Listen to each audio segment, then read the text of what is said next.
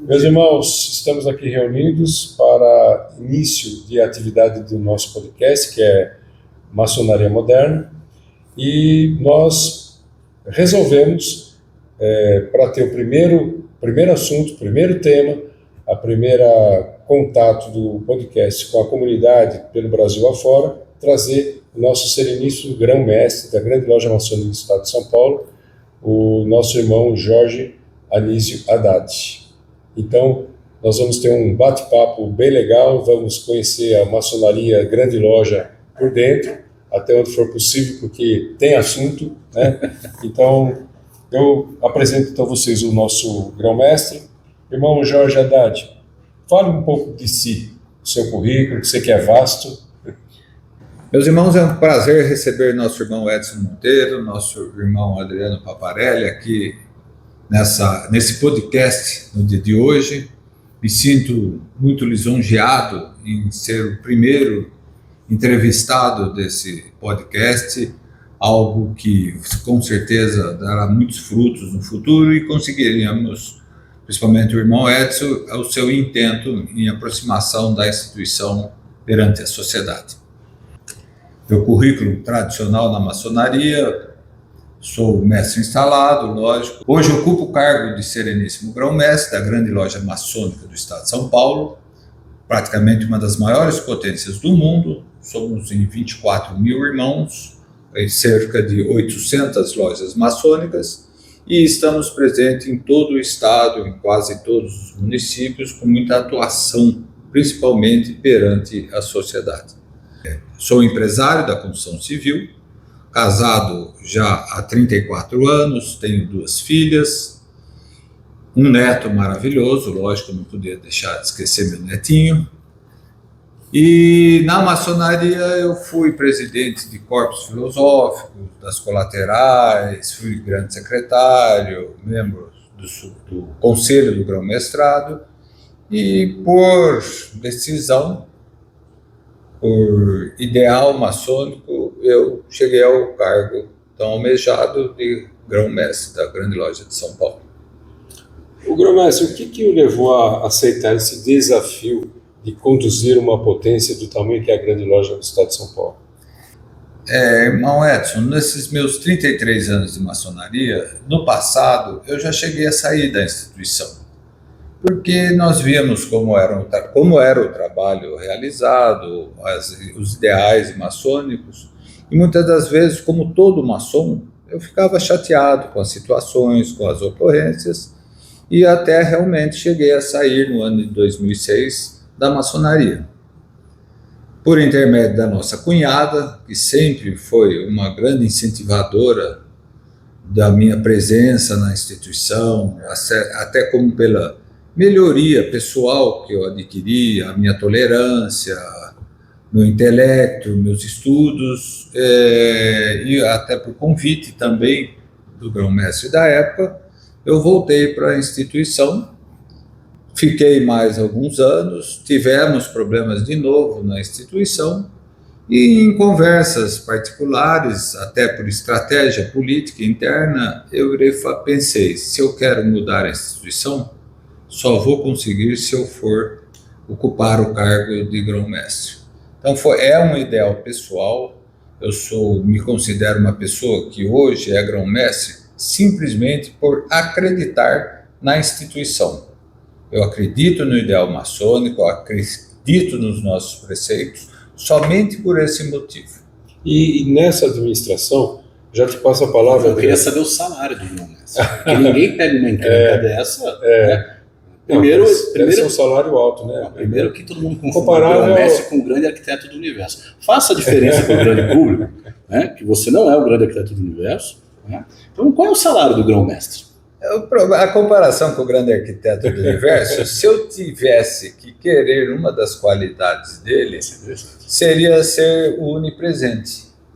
Mas não porque os convites que a gente sente, muitas das vezes, dói no coração eu não ter como estar presente. A instituição é muito grande, a instituição é muito grande, a amizade que nós criamos, muitas das vezes, em locais como Pereira Barreto, eu cheguei a chorar numa recepção tão maravilhosa que foi, e os irmãos de Pereira Barreto querendo marcar o meu retorno. E eu saber que muitas das vezes é quase impossível conseguir voltar um dia. Posso até, talvez, depois que sair do cargo, aí sim poder ficar mais tempo, tudo. A questão do tempo é cruel.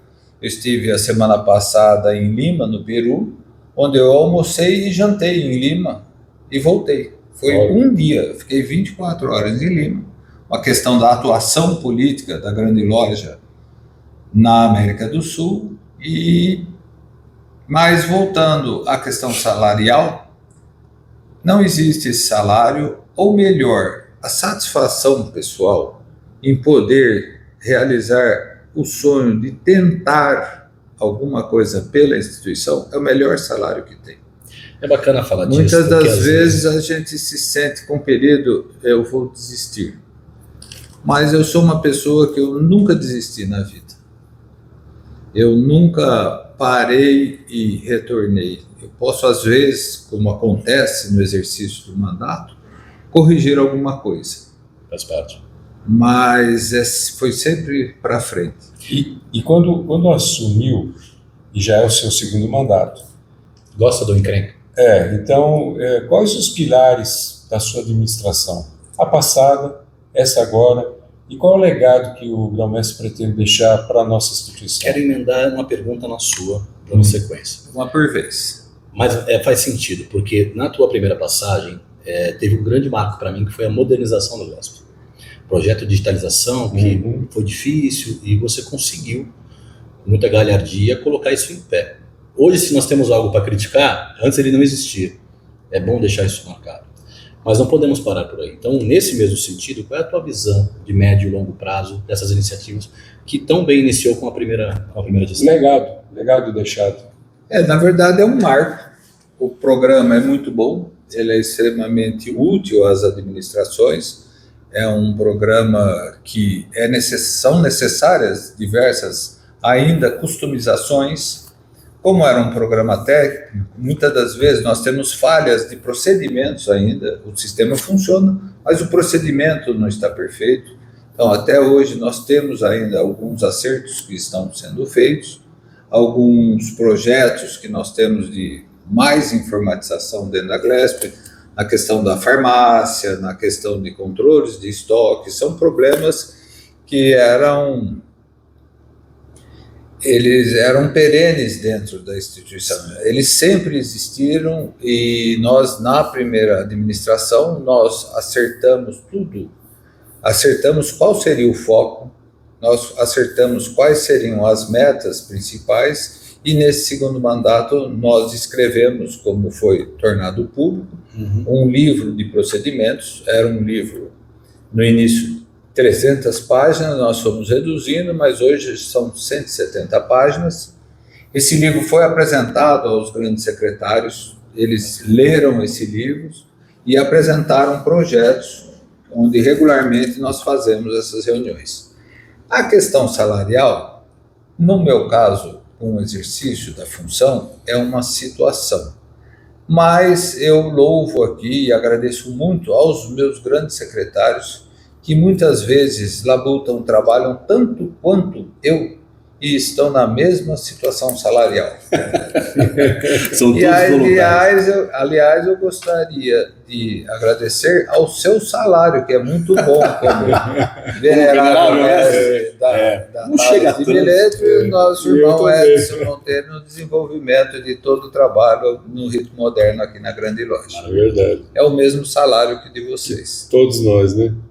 E a sua administração porta adentro? Quais as dificuldades, obstáculos que enfrenta no dia a dia? Eu não vou citar como um obstáculo.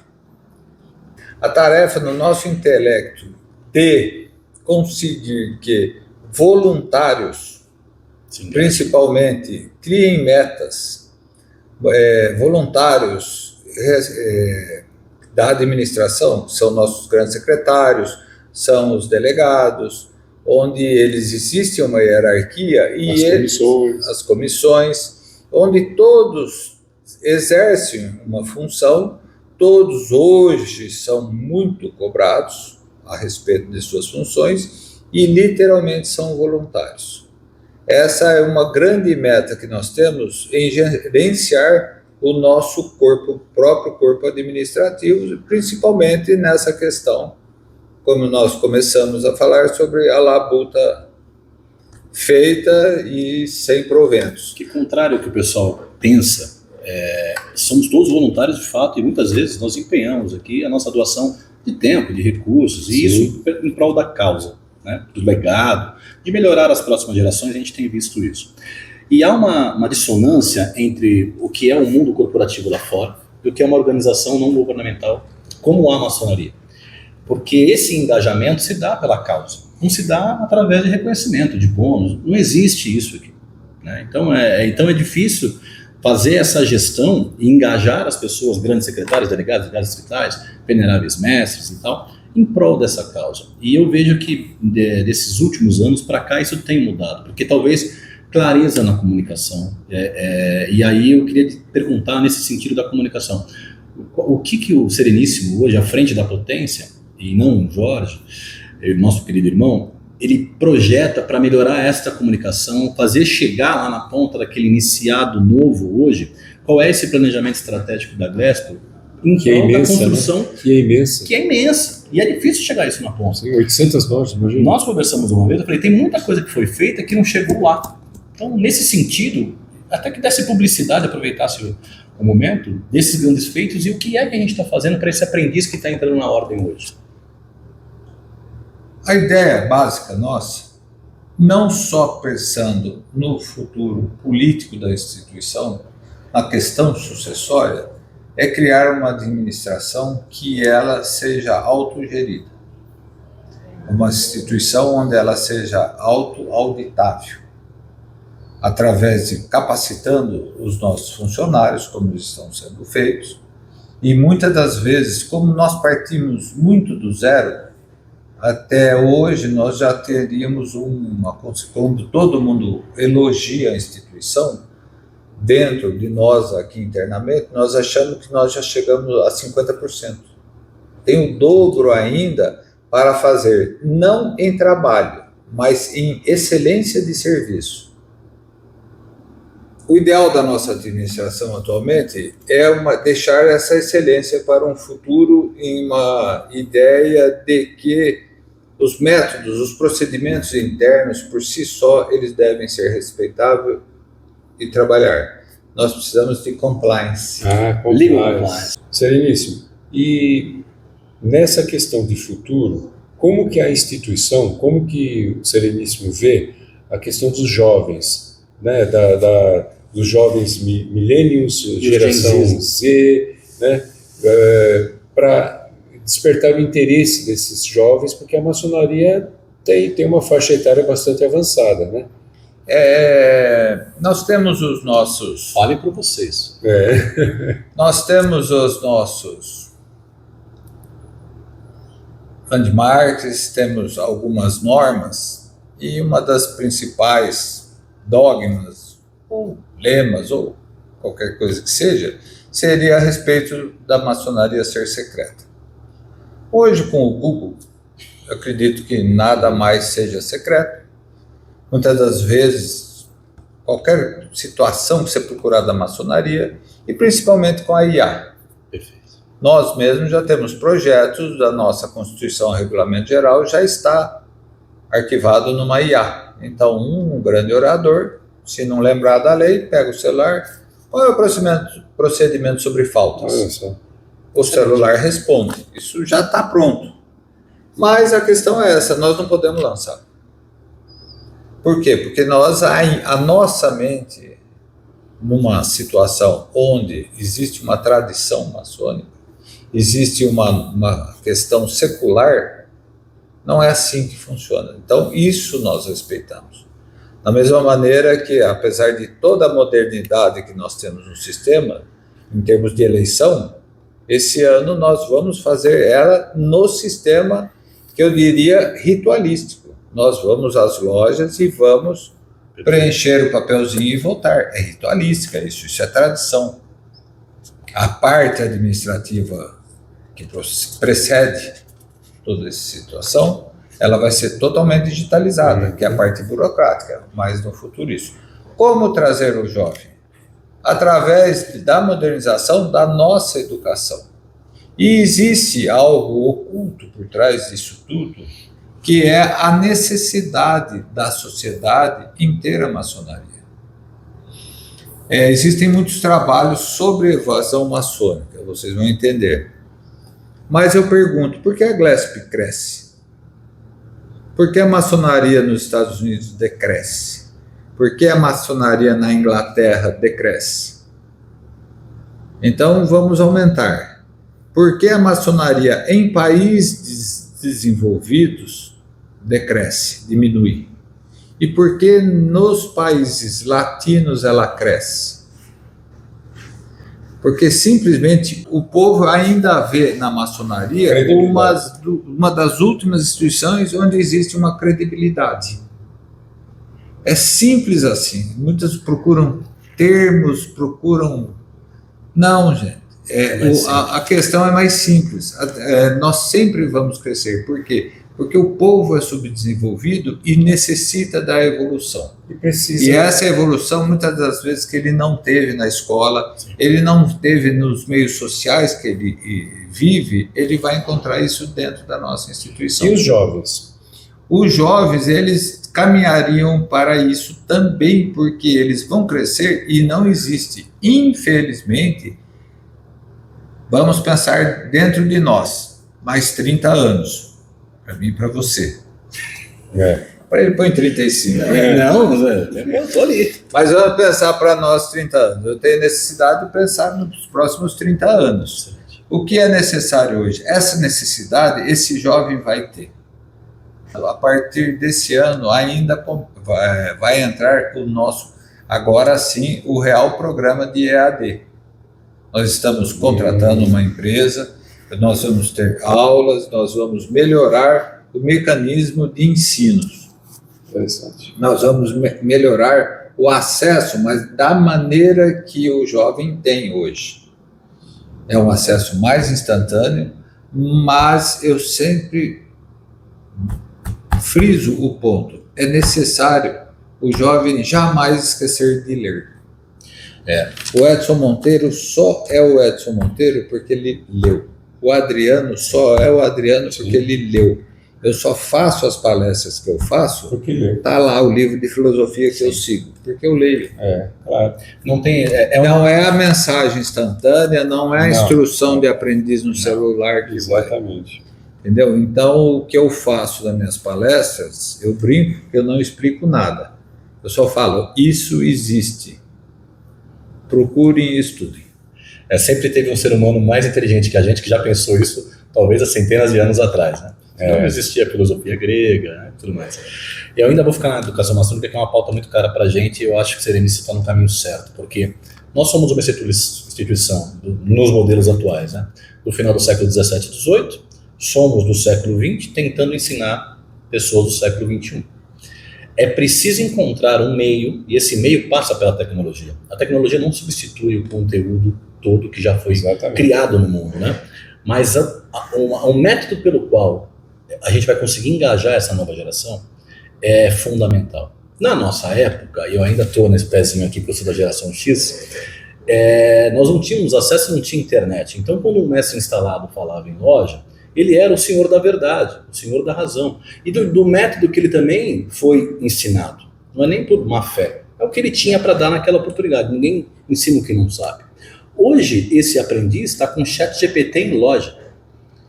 Então, a gente tem que chegar num determinado comum que a gente tem que aproveitar a tradição, modernizá-la, mantendo o que nós chamamos de tradição, de landmark, verdadeiro e tal, mas de um modo diferente nesse conteúdo. E eu acho que esse caminho, nessas informações que o Sereno passou agora, eu vejo com bons olhos. E fala um pouco mais disso. Mas são, da maneira que você descreveu, são duas vertentes muito importantes. A primeira vertente é a vertente do ensinamento literal que você está falando. eu te pergunto, o que é esse ensinamento? O que eles vão aprender? Esoterismo? Tem rito que não tem. Sim. Eles vão aprender significado simbólico dos instrumentos, que é o que a gente prega. Então a ideia...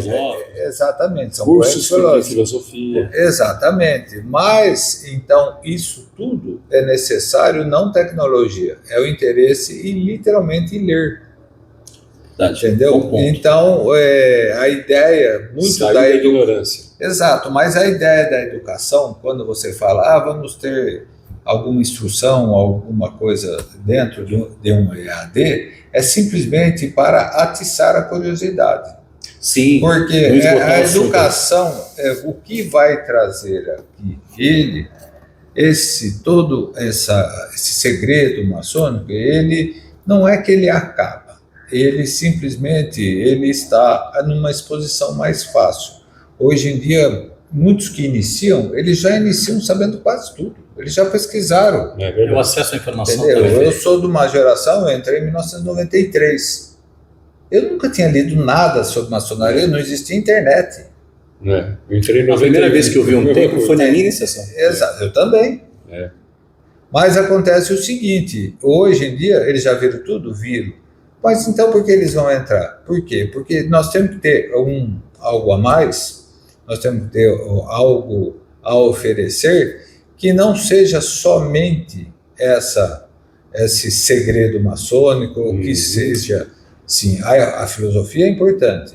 Então, cada vez mais a pessoa para entrar na maçonaria, literalmente, talvez, infelizmente, ela vai ter que já vir com uma cultura. Ou então um intelecto suficiente para entender que seria útil para ele a cultura que ele vai adquirir. E uma cultura que eu digo o mais simples possível. Sim. Volto a dizer, pelo próprio sentimento de que ele vai ter um ritual na frente dele e ler. Multifacetado, multifacetado. O que a gente aprende disso é que a educação é a coisa essencial. A educação é o que liberta do ser humano, né? É o que liberta da ignorância. Então, agora, para atrair o jovem, que eu entendi, dar informação para ele, dar educação em EAD e, por que não, formalizar, inclusive, junto à MEC e tudo mais, né? Porque aí você vai atrair esse jovem para ele até se instrumentalizar cognitivamente. Já tem algo parecido em pós-graduação. Você tem cursos de maçonologia, tem uma série de coisas. Para quem é profano, mas não maçonologia. Isso. Entrevistado sou eu, então discutindo entre eu ia fazer a pergunta para ele. Mas a gente corta. Vou tentar tudo que ele está falando. Vai lá, eu tô quietinho. Não, mas é interessante. Agora, os países que saíram da subdesenvolvimento foi a educação, né, Sereníssimo? Eu acho que como o Sereníssimo colocou, a abordagem da educação para os jovens que ainda não pertencem às fileiras da maçonaria é um atrativo para eles virem e para eles se instrumentalizarem, terem um curso que seja credenciado pelo MEC. A instituição pode fazer isso, ela é difusora de cultura. Exatamente. Né? Isso mostra quão importante é nós sermos uma instituição com um parâmetro ético, com um parâmetro moral, com um parâmetro perante uma sociedade, para que pessoas com a nossa mesma índole se aproximem de nós. Bem colocado. A ideia básica é isso. Nós temos que ser, eu sempre falo isso em loja, nós temos que ser o espelho de uma sociedade, mas é aquele espelho onde eles vão refletir sobre nós. Eles vão querem ter nós como reflexo do que eles querem ser. Por isso a nossa imagem tem que ser perfeita. Nossa responsabilidade. Temos que não só ser, mas mostrar que somos. Né? Ser e parecer ser. Ser e parecer. E nada deixa de citar um momento que nós estamos vivendo, onde muitas das vezes nós somos expostos demais a uma imprensa por problemas internos nossos. Perfeito, nos expõe, né? Nós somos humanos, os maçons não são recentemente, inclusive. Exatamente. É bom falar sobre isso, porque vão achar que a gente é perfeito, né? Não somos perfeitos. Uma pergunta que eu quero fazer. No exercício do cargo de Sereníssimo Grão-Mestre, o que mudou na sua concepção em relação ao maçom? Não pode falar palavrão. Relativo aos irmãos, como eu fui delegado regional durante 2 mandatos, fui grande secretário aqui na grande loja maçônica, o que mudou? Eu tenho certeza que os maçons precisam de uma administração linha dura. Eles precisam de alguém com o braço forte, porque a partir do momento onde a maioria dos irmãos, eles têm opinião, eles são bons médicos, são pessoas influentes na administração, existe algo internamente na nossa instituição onde desperta um ego interno em todos eles. E muitas vezes esse ego atrapalha primeiramente internamente e muitas vezes acaba influenciando na vida profissional e particular do irmão. Então, como você me pergunta, o que mudou a respeito do meu pensamento a respeito dos irmãos, do ser maçom? Ser maçom. Eu encontrei o que eu achei que eu ia encontrar. Eu sei que somos assim. Tem uma frase, existe uma frase minha que eu falo a respeito da minha pessoa, de um trauma interno. Eu sempre fico pensando, eu sou uma pessoa feliz porque eu tento entender o gênero humano, ou se eu sou uma pessoa revoltada porque eu tento entender o gênero humano. É só isso que eu preciso resolver. O mesmo objeto. Vamos ser estoicos, né? São ser estoicos. Mudar o que eu consigo mudar e aceitar aquilo que não está ao meu alcance. Eu gosto de ler sobre o estoicismo bastante. Fazer uma outra pergunta nesse sentido, em relação aos irmãos. Em relação... Epicuro também. Eu achei que era Epicuro. Em relação ao próprio sereníssimo. Não tem um acento. Em relação ao próprio sereníssimo, o que você, quando maçom como nós, criticava qualquer administração, não anterior, enfim, quando você era maçom jovem, fala, não, olha, a potência tem que fazer isso e não faz, e agora você é o representante da potência. Você é o governo. A teoria na prática agora é outra, você é o Estado. Eu já pensei isso, Adriano. É uma situação interessante, onde todo maçom critica muita coisa da Glesp. Eu critiquei realmente. E hoje eu vi que muitas vezes não é bem assim. Eu cito um exemplo prático e facílimo aqui na grande loja, porque eu venho do interior, para nós fazermos festa no interior, qualquer R$50 você faz um festão. Verdade. Aqui em São Paulo, o valet já é R$50. É isso. Então, quando eu falava, tal grão-mestre fez uma festa e deu prejuízo.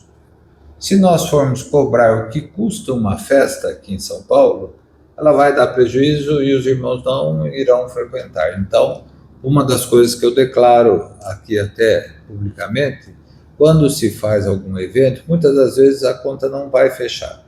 Mas, como muitos me criticam a questões financeiras, nós não estamos aqui para fazer caixa, e sim para promover evento para os irmãos.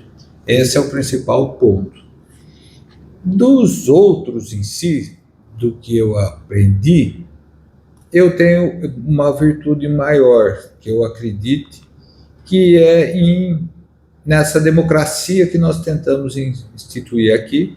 Há pouco acabou de sair o presidente de um dos tribunais, e é uma reunião onde ele sai muito satisfeito pela independência e autonomia que nós damos aos nossos tribunais.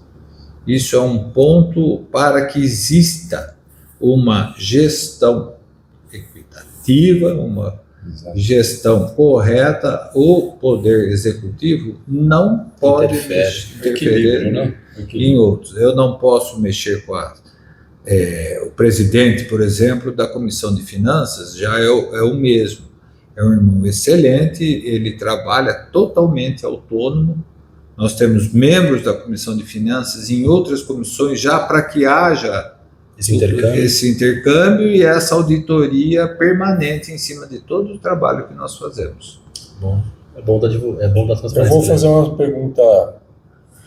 Aperta ele, pô. Não, uma pergunta rápida, assim. Definir para nós, neste momento que a grande loja vive e que o Sereníssimo está projetando, qual um símbolo que caberia para esse momento? Que nós somos muito afeitos a símbolos, né? Sim. Que símbolo seria? Um objeto? Refletir. Eu pensei em uma ampulheta. Não porque ela está ali, Mas por quê? Porque nós precisamos de tempo. Isso, muito bom. Excelente. Não só O tempo é soberano. O tempo é sempre soberano. É sempre soberano. Uma outra pergunta. O que o Sereníssimo entende por maçom moderno? O maçom moderno seria aquele, por incrível que pareça, não é termos tecnológicos, mas o maçom moderno é aquele que aceita as mudanças tecnológicas. O maçom moderno é aquele maçom que ele é mais preocupado não só com a instituição, mas mais com a sociedade. A maçonaria era muito fechada. Nós passamos os últimos 90 e tantos anos falando, a maçom não pode falar de política. Nós precisamos falar de política, nós precisamos participar de política. O maçom moderno não aparecia. Hoje, eu não gosto de fazer podcast aparecer no Instagram. Mas o maçom moderno hoje quer ter até orgulho, quer ter a satisfação de ver a sua instituição na mídia social. Sim. É um antagonismo na cabeça do maçom, mas nós não éramos secretos. Perfeito. Então eu recebo elogios todo dia. Sereníssimo, parabéns pela postagem no Instagram. Em compensação, quando a reportagem não agrada, a maçonaria não devia ficar aparecendo no Instagram. Quando a postagem é da Glesp, nossa, o maçom da Glesp fica emocionado. Quando é de outra potência, você viu aquele irmão fazendo podcast? Que horrível o podcast dele. Tem uns ciúmes, né? Então, o maçom moderno, ele tem muito mais opinião, ele tem que ser mais participativo, ele tem que participar de mídia. Não adianta a gente ficar avesso a questões de evolução administrativa da grande loja em termos de informatização e tudo. Isso vai acontecer, é a razão de sobrevivência. Sim. E tem que participar da disputa de poder no país, né? Nos municípios, no estado. Então, a participação a questão da participação política do maçom nas suas cidades, no estado ou no país em si, é a questão de que a partir do momento que você tem uma equipe de pessoas, você faz parte de uma instituição onde os seus preceitos são os mais corretos, a questão é incutir na população que ela tem que ter um discernimento, ela tem que ter uma visão do que é o correto e ensinar isso para essa população. Por isso que nós temos que mostrar. Exatamente. Então, por exemplo, nós fazemos eventos cívicos, que nós estamos tentando fazer mais eventos cívicos. 9 de julho, para despertar a população paulista, 7 de setembro, 15 de novembro, nós temos essa carência. Sim. Nós passamos 31 de março, amor à pátria, não né? só a Glesp, então, mas nós passamos 31 de março. Não foi feito. Por quê? Porque hoje a sociedade tem uma aversão a 31 de março. Nós somos uma época onde 31 de março foi feriado. A nossa loja foi fundada em 31 de março, fiz aniversário ontem. Então, essa questão dessa educação do povo, principalmente civismo, tudo, é que o maçom tem que transferir. Agora, quanto a questões partidárias, isso nós não devemos discutir. Claro, isso não. A ideologia de cada um, né? A gente tem que sobrepor fanatismos e narrativas, né? Ainda mais numa sociedade da pós-verdade, onde todo mundo busca baixo fundamento e acredita que às vezes sombras é luz. Bom, ainda nesse sentido, eu queria te fazer uma outra pergunta nesse sentido. A instituição maçônica, ela é uma organização não governamental e nós temos 3 vertentes da maçonaria regular. Existe intercâmbio nessas vertentes? Como funciona a relação com as outras potências? Existe. Nós temos problemas em comum. As três potências, vamos falar em termos de Estado. Sim. Nós temos o Grande Oriente Paulista, o Grande Oriente Brasil, aqui no estado de São Paulo, e a Grande Loja Maçônica do estado de São Paulo. Nós, logo que eu assumi em 2022, uma das primeiras atitudes da nossa administração foi eu conhecer na época, né, os dois grão-mestres das outras potências, o eminente Gerson Madaleno e o nosso irmão Fernando Fernandes do Grande Oriente Paulista. Passamos a fazer reuniões regulares e acreditamos muitas das vezes que essas reuniões surtiram efeito.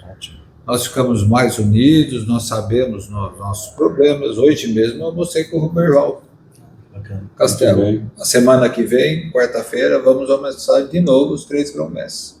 Vamos caminhando para o final da entrevista, que o grão-mestre também tem viagem para Sorocaba, precisa dar uma carta definitiva para uma loja, não é isso, Sereníssimo? Então, você sabe de quem é, não sabe? Não. Rui Badaró. Ah, é? Puxa. Se você ver o cardápio da festa, você vai já comigo. Nós vamos juntos. Aí, cadê mais um?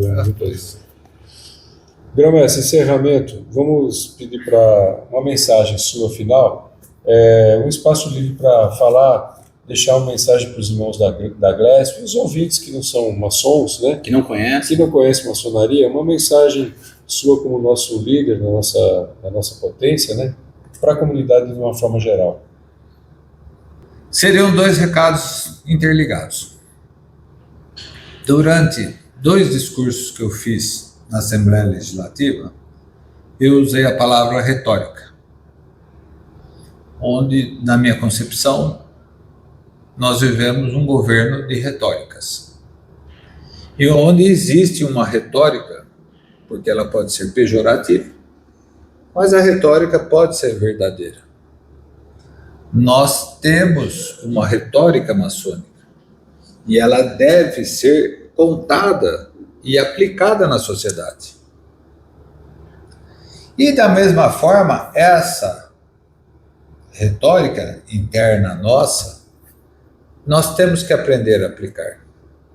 Nós vamos ter eleições para veneráveis agora.